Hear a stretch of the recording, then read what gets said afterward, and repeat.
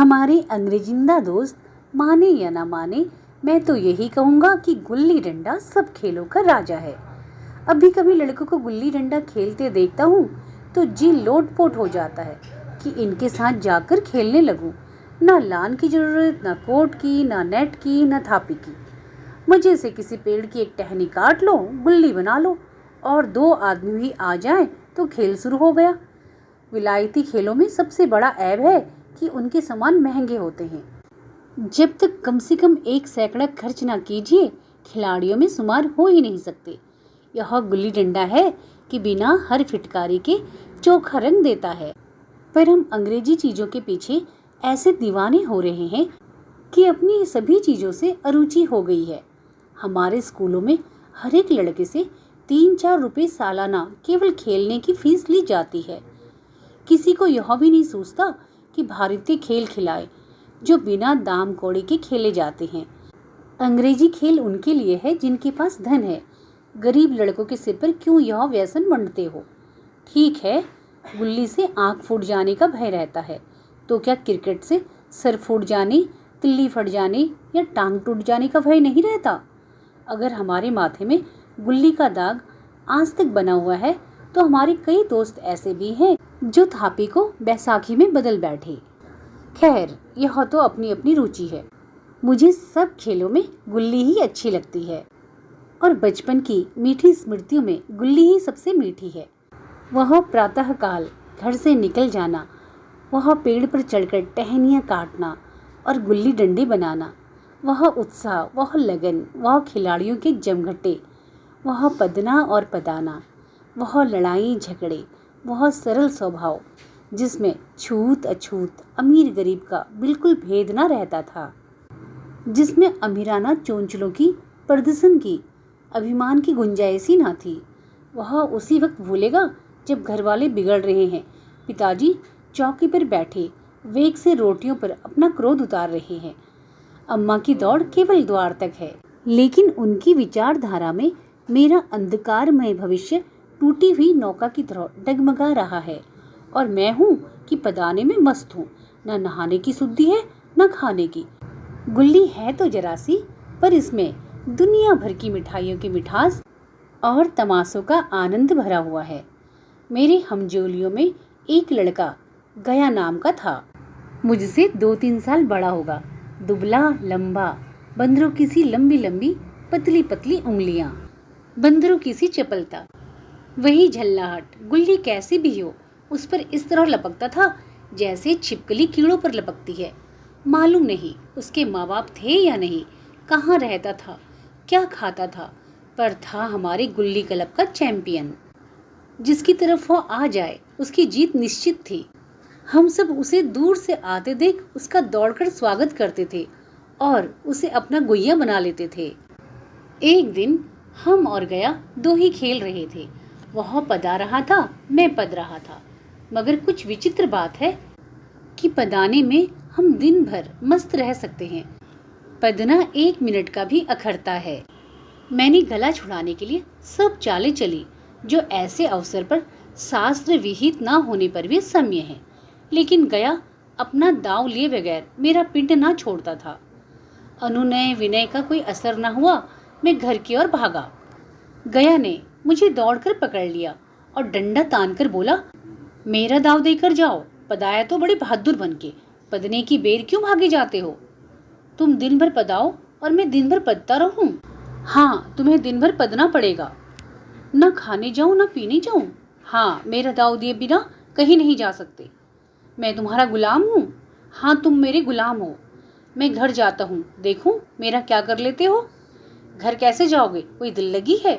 दाव दिया है, दाव लेंगे। अच्छा, कल मैंने तुम्हें जो अमरूद खिलाया था वह लौटा दो। वह तो पेट में चला गया। निकालो पेट से। तुमने क्यों खाया मेरा अमरूद?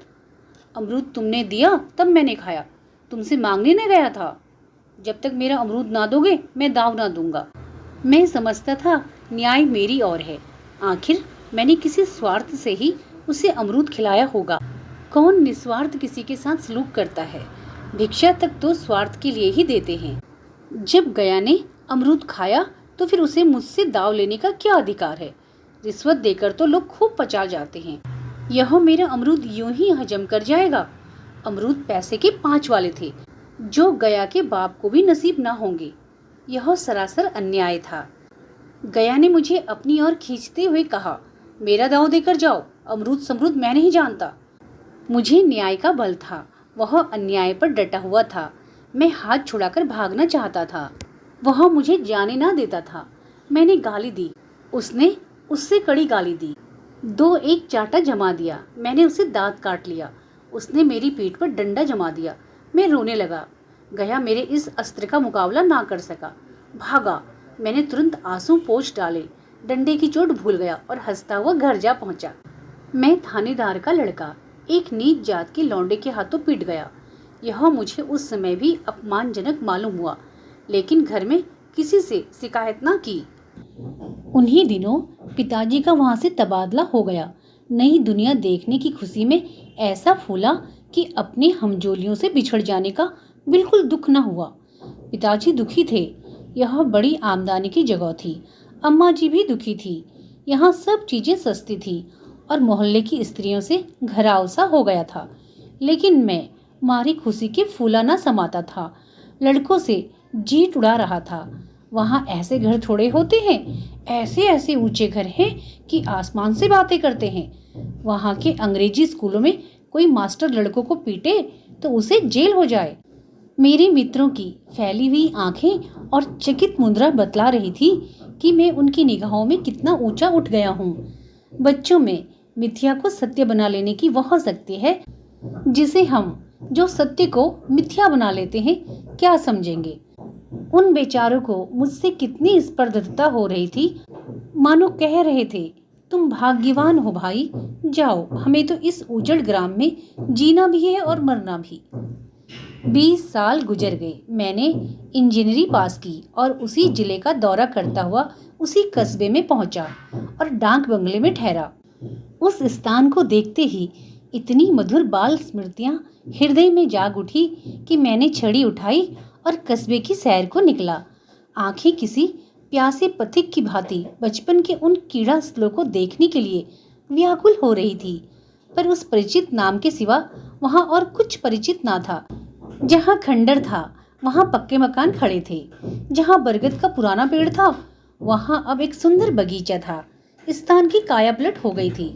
अगर उसके नाम और स्थिति का ज्ञान न होता तो मैं इसे पहचान भी ना सकता। बचपन की संचित और स्मृतियां बाहें खोले अपने उन पुराने मित्रों से गले मिलने को अधीर हो रही थी, मगर वह दुनिया बदल गई थी।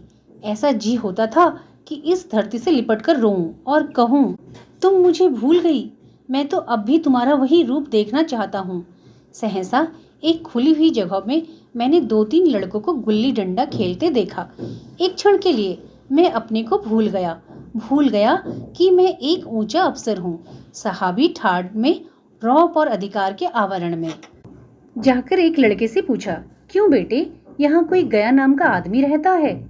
एक लड़के ने गुल्ली डंडा समेटते सहमे हुए स्वर में कहा, कौन गया? गया चमार। मैंने यूं ही कहा, हाँ वही। गया नाम का कोई आदमी है तो शायद वही हो। हाँ है तो जरा उसे बुलाकर ला सकते हो? लड़का दौड़कर गया और एक क्षण में एक 5 हाथ के काले देव को साथ लिए आते दिखाई दिया। मैं दूर से ही पहचान गया। उसकी ओर लपकना चाहता था कि उसके गले लिपट जाऊं, पर कुछ सोचकर रह गया। बोला, कहो गया, मुझे पहचानते हो? गया ने झुककर सलाम किया। हाँ मालिक, भला पहचानूंगा क्यों नहीं। आप मजे में रहे? बहुत मजे में। तुम अपनी कहो। डिप्टी साहब का साइंस हूँ। मतई, मोहन, दुर्गा, यह सब कहाँ है? कुछ खबर है? मतई तो मर गया, दुर्गा और मोहन दोनों डाकिया हो गए हैं। आप? मैं तो जिले का इंजीनियर हूँ। सरकार तो पहले से ही बड़ी जहीन थे। अब कभी गुल्ली डंडा खेलते हो? गया ने मेरी और पर्सन की आंखों से देखा। अब गुल्ली डंडा क्या खेलूंगा सरकार, अब तो पेट के धंधे से छुट्टी नहीं मिलती। आओ आज हम तुम खेलें, तुम पदना हम पदेंगे। तुम्हारा एक दांव हमारे ऊपर है, वह आज ले लो। गया बड़ी मुश्किल से राजी हुआ। वह ठहरा टके का मजदूर, मैं एक बड़ा अफसर, हमारा और उसका क्या जोड़। बेचारा झेप रहा था, लेकिन मुझे भी कुछ कम झेपना थी। इसलिए नहीं कि मैं गया के साथ खेलने जा रहा था, बल्कि इसलिए कि लोग इस खेल को अजूबा समझकर इसका तमाशा बना लेंगे और अच्छी खासी भीड़ लग जाएगी। उस भीड़ में वह आनंद कहाँ रहेगा। पर खेले बगैर तो रहा नहीं जाता था। आखिर निश्चय हुआ कि दोनों जने बस्ती से दूर जाकर एकांत में खेलें। वहां कौन कोई देखने वाला बैठा होगा। मजे से खेलेंगे और बचपन की उस मिठाई का खूब रस लेकर खाएंगे। मैं गया को लेकर डाक बंगले पर आया और मोटर में बैठकर दोनों मैदान की ओर चले। साथ में एक कुल्हाड़ी भी ले ली। मैं गंभीर भाव धारण किए हुए था, लेकिन गया इसे अभी तक मजाक ही समझ रहा था। फिर भी उसके मुख पर उत्सुकता या आनंद का कोई चिन्ह ना था। शायद हम दोनों में जो अंतर हो गया था वह सोचने में मग्न था। मैंने पूछा, तुम्हें कभी हमारी याद आई थी गया? सच कहना। गया झेपता हुआ बोला, मैं आपको क्या याद करता हजूर, किस लायक हूँ। भाग में आपके साथ कुछ दिन खेलना बदा था। नहीं, मेरी क्या गिनती। मैंने कुछ उदास होकर कहा, लेकिन मुझे तो बराबर तुम्हारी याद आती थी। तुम्हारा वह डंडा जो तुमने तान कर जमाया था, याद है ना? गया ने पछताते हुए कहा, वह लड़कपन था सरकार, उसकी याद ना दिलाओ। वाह, वह मेरे बाल जीवन की सबसे रसीली याद है। तुम्हारे उस डंडे में जो रस था वह तो अब न आदर सम्मान में पाता हूँ न धन में। कुछ ऐसी मिठास थी उसमें कि आज तक उससे मन मीठा होता रहता है। इतनी देर में हम बस्ती से कोई 30 मील निकल आए हैं। चारों तरफ सन्नाटा है। पश्चिम की ओर से कोसों तक भीमताल फैला हुआ है। यहाँ आकर हम किसी समय कमल के पुष्प तोड़ ले जाते थे और उसके झुमके बनाकर कानों में डाल लेते थे। जेठ की संध्या केसर में डूबी चली जा रही थी। मैं लपककर एक पेड़ पर चढ़ गया और एक टहनी काट लाया। चटपट गुल्ली डंडा बन गया। खेल शुरू हो गया। मैंने गुच्छी में गुल्ली रखकर उछाली। गुल्ली गया के सामने से निकल गई। उसने हाथ लपकाया जैसे मछली पकड़ रहा हो। गुल्ली उसके पीछे जाकर गिरी। यह वही गया है जिसके हाथों में गुल्ली जैसे आप ही आप जाकर बैठ जाती थी। वह दाहिनी बाहिनी कहीं हो, गुल्ली उसकी हथेलियों में ही पहुंचती थी। जैसे गुल्लियों पर वसीकरण डाल देता हो। नई गुल्ली, पुरानी गुल्ली, छोटी गुल्ली, बड़ी गुल्ली, नोकदार गुल्ली, सपाट गुल्ली, सभी उसे मिल जाती थी। जैसे उसके हाथों में कोई चुंबक हो जो गुल्लियों को खींच लेता हो। लेकिन आज गुल्ली को उससे प्रेम नहीं रहा। फिर तो मैंने पदाना शुरू किया। मैं तरह तरह की धांधलियां कर रहा था। अभ्यास की कसर बेमानी से पूरी कर रहा था। हुच जाने पर भी डंडा खेले जाता था। हालांकि शास्त्र के अनुसार गया की बारी आनी चाहिए थी। गुल्ली पर जब ओछी चोट पड़ती और वह जरा दूर जाकर गिर पड़ती तो मैं झटपट उसे उठा लेता और दोबारा डांट लगाता। गया सारी बेकायदगियां देख रहा था, पर कुछ ना बोलता था। जैसे उसे सब कायदे कानून भूल गए। उसका निशाना कितना अचूक था। गुल्ली उसके हाथ से निकलकर टन से डंडे में आकर लगती थी। उसके हाथ से छूटकर उसका काम था डंडे से टकरा जाना। लेकिन आज वह गुल्ली डंडे से लगती नहीं। कभी दाहिनी जाती है, कभी बाएं, कभी आगे, कभी पीछे। आध घंटे पदाने के बाद एक बार गुल्ली डंडे में आ लगी। मैंने धांधली की। गुल्ली डंडे में नहीं लगी। बिल्कुल पास से गई, लेकिन लगी नहीं। गया ने किसी प्रकार का असंतोष ना प्रकट किया। ना लगी होगी। डंडे में लगती तो क्या मैं बेईमानी करता? नहीं भैया, तुम भला बेईमानी करोगे? बचपन में मजाल थी कि ऐसा घपला करके जीता बचता। यही गया गर्दन पर चढ़ बैठता। लेकिन आज मैं इसे कितनी आसानी से धोखा दिए चला जाता था। गधा है, सारी बातें भूल गया। सहसा गुल्ली फिर डंडे में लगी और इतनी जोर से लगी जैसे बंदूक छूटी हो। इस प्रमाण के सामने अब किसी तरह की धांधली करने का साहस मुझे इस वक्त भी ना हो सका। लेकिन क्यों ना एक बार सच को झूठ बनाने की चेष्टा करूं। मेरा हर्ज ही क्या है। मान गया तो वाह वाह, नहीं तो 2-4 हाथ पदाना ही तो पड़ेगा। अंधेरे का बहाना करके जल्दी से गला छुड़ा लूंगा। फिर कौन दाव लेने आता है? गया ने विजय के उल्लास में कहा, लग गई, टन से बोली। मैंने अनजान बनने की चेष्टा करके कहा, तुमने लगते देखा? मैंने तो नहीं देखा। टंग से बोली है सरकार, और जो किसी ईंट में लग गई हो। मेरे मुख से यह वाक्य उस समय कैसे निकला, इसका मुझे खुद आश्चर्य है। इस सत्य को झुठलाना वैसे ही था जैसे दिन को रात बताना। हम दोनों ने गुल्ली को डंडे में जोर से लगते देखा था, लेकिन गया ने मेरा कथन स्वीकार कर लिया। हाँ, किसी ईंट में ही लगी होगी। डंडे में लगती तो इतनी आवाज ना आती। मैंने फिर पदाना शुरू कर दिया, लेकिन प्रत्यक्ष धांधली कर लेने के बाद गया की सरलता पर मुझे दया आने लगी। इसलिए जब तीसरी बार गुल्ली डंडे में लगी तो मैंने बड़ी उदारता से दाव देना तय कर लिया। गया ने कहा, अब तो अंधेरा हो गया भैया, कल पर रखो। मैंने सोचा कल बहुत सा समय होगा, यह न जाने कितनी देर पदाए, इसलिए इसी वक्त मामला साफ कर लेना अच्छा होगा। नहीं नहीं, अभी बहुत उजाला है, तुम अपना दांव ले लो, गुल्ली सूझेगी नहीं, कुछ परवाह नहीं। गया ने पदाना शुरू किया, पर उसे बिल्कुल अभ्यास ना था। उसने 2 बार डांड लगाने का इरादा किया, पर दोनों ही बार हुच गया। 1 मिनट से कम में वह दांव पूरा कर चुका। बेचारा घंटा भर पदा, पर 1 मिनट में ही अपना दांव खो बैठा। मैंने अपने हृदय की विशालता का परिचय दिया। एक दांव और खेल लो, तुम पहले ही हाथ में हुच गए। नहीं भैया, अब अंधेरा हो गया, तुम्हारा अभ्यास छूट गया। क्या कभी खेलते नहीं? खेलने का समय कहाँ मिलता है भैया।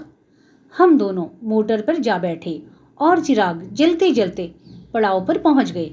गया चलते चलते बोला, कल यहाँ गुल्ली डंडा होगा, सभी पुराने खिलाड़ी खेलेंगे, आप भी आओगे?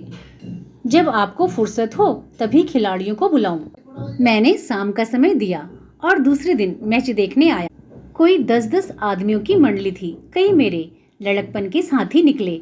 अधिकांश युवक थे जिन्हें मैं पहचान ना सका। खेल शुरू हुआ। मैं मोटर पर बैठा बैठा तमाशा देखने लगा। आज गया का खेल, उसका वह नैपुण्य देखकर मैं चकित हो गया। डांड लगाता तो गुल्ली आसमान से बातें करती। कल की सी वह झिझक, वह हिचकिचाहट, वह बेदिली आज ना थी।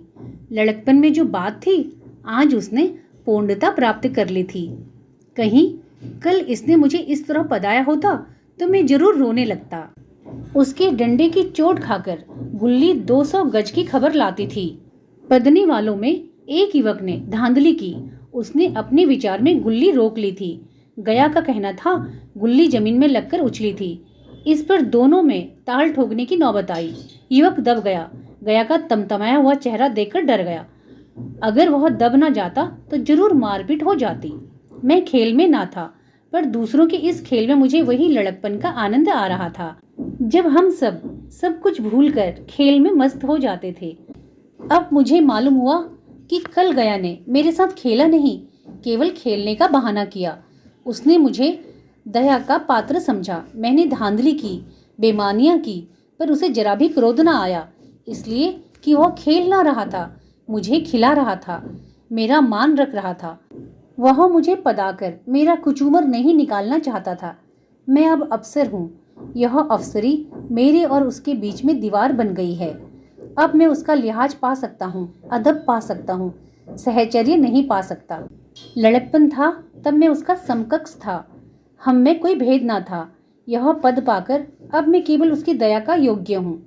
वह मुझे अपना जोड़ नहीं समझता। वह बड़ा हो गया है, मैं छोटा हो गया हूँ।